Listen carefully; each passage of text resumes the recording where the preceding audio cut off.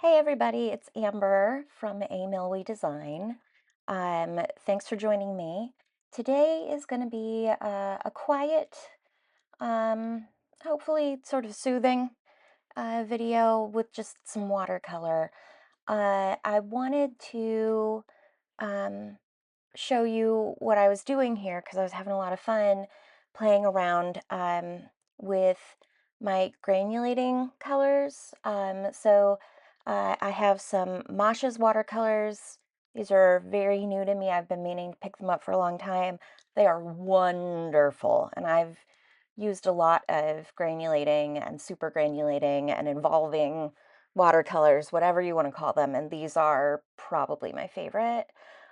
These and the Rockwells that I recently picked up, I really love them both in terms of pigment load and performance. And anyway, so I was playing around with those. The palette you see on my left over there, that big round one, is a mix of most of my other granulating watercolors. I also have some of the Gansai Tambi super granulating colors. Those, as far as I know, only come in a palette, and some White Nights ones that I actually uh, highlighted on a video here a little while ago. Those ones are in palettes, but all of the ones I have that have come in tubes, I have put in that round palette there. So it's a mix of some of the Schminke granulating watercolors, the Rockwell ones I mentioned, some Daniel Smith, I think, may have made their way in there, the Kusakabe Harmony, which I really like too. They sort of were my gateway to these colors. But this was today I just wanted to play around and turn the camera on while I was playing. I'm just doing a lot of wet and wet, watercolor painting, moths and leaves. So a lot of fluidity, a lot of water, and playing around with the granulating colors, wet and wet, and mixing, which is something I have really not done much of before. I think when I first started using the granulating colors that split into multiple pigments, the idea of mixing them didn't make sense to me because it wasn't like I was mixing, red and yellow to get orange. It was like I was mixing a red yellow and a green brown, right? So I think I was afraid of it for a while. What I found is it really is lovely. You don't, as long as you're doing wet and wet like I am here, I'm not making a lot of mud or anything.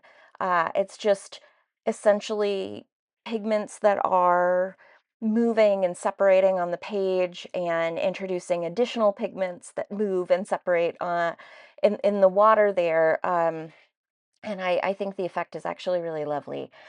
So after this is all dry, I'm going to go back and add in some ink and stuff, some lines to sort of pull these things together and use them as collage ephemera. I'm using a fairly lightweight watercolor paper that's pretty cheap, and that just is because it's a lot easier to cut if you plan on cutting things out, which I do with these.